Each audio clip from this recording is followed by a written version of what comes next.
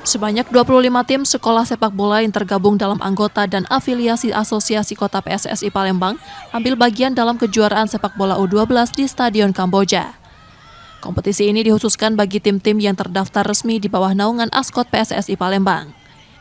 Ya, ini kita akan lakukan agenda ya. Kita buat agenda rutinan, mungkin bisa 1 bulan 2 kali, 1 bulan 3 kali. Karena kompetisi-kompetisi seperti ini yang memang yang ditunggu-tunggu oleh para SSB yang ada di Kota Palembang, sehingga kita harus lebih mempersiapkan lagi dan juga akan terus melakukan